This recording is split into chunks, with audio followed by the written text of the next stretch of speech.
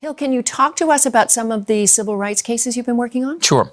One case is a case of John Ramsey, who spent 33 years of his life incarcerated for a crime he didn't commit. And he just wants his name cleared at this point. He wants the conviction completely vacated.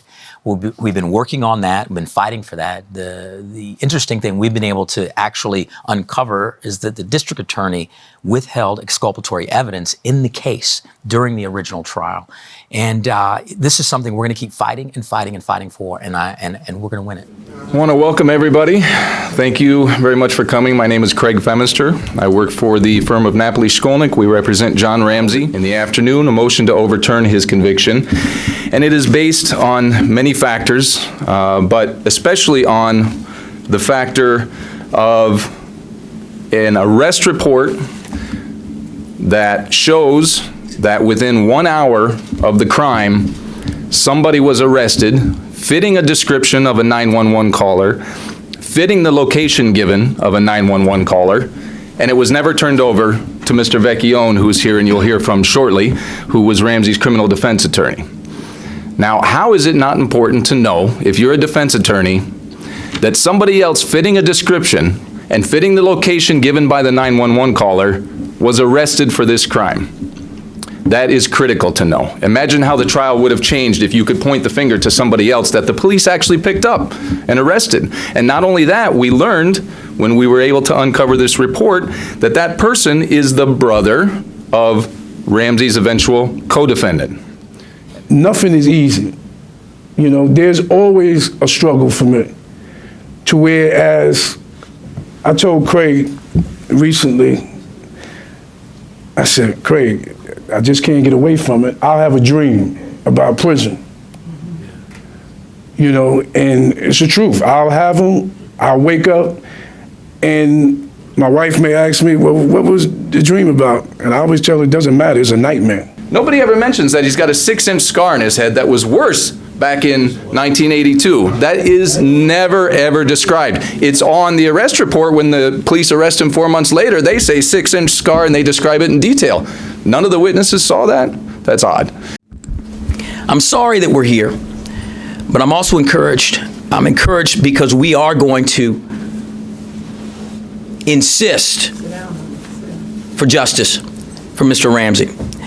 I went to jail when I was 21. I came home when I was 55 years old.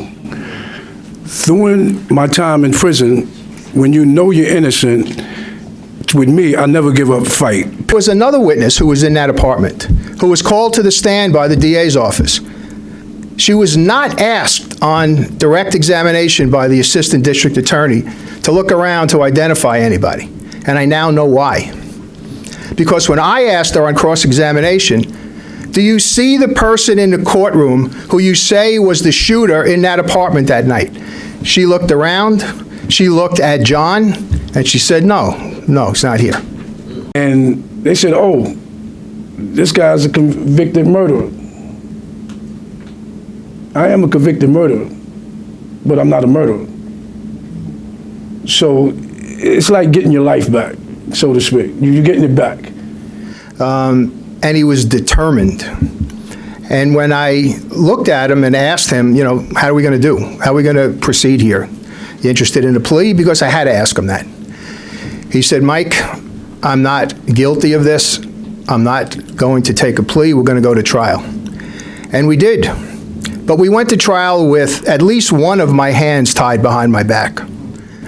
We're correct in identifying the shooters because one of the people was Cole Coleman, who was convicted of this murder, and the other was his brother, Dwayne Coleman, who told the DA's office, the CRU, was the second person, told the DA's office why he kept his brother's name out of this and why he put John Ramsey into this. We're going to do whatever it takes to seek justice for Mr. Ramsey. We can't get back those 33 years. In fact, let's just say real quick, so everybody just really wraps it around and says it vocally. Say 33 years. 33 years. 33 years. We can't give those back. But we can fight like hell to make sure it doesn't happen to somebody else and give Mr. Ramsey the justice he deserves. It's not coming home to a full situation. My grandmother, my grandfather, favorite aunt, my other favorite aunt, my cousins, and countless other people, they're not here. When we got to Napoli Shkolnik firm, that was one of the best things that happened for us. I remember Paul Napoli coming in the room one day, and he told Craig, whatever you need, I'll provide you. I want us to have the best unit. And today, that best unit is producing this. And it's going to produce more. But I'm happy to be there. And I'm thankful for them for giving me the opportunity. Thank you. Mr. Hamilton, what you're doing now is the help we need. Showing up, going to the rallies, raising awareness that this happened, and not ignore it or lie about it or cover it up continuously. Fix it. Ramsey's isn't an isolated case, as we know from at least a few individuals in here. So we have to keep fighting these cases in any way that we can. And our office, Napoli Shkolnik, we started about 3 years ago a pro bono program to try to help where we can. And we've been inundated with thousands, at least hundreds and probably thousands of letters seeking help. It's an endless task, but it's got to be done.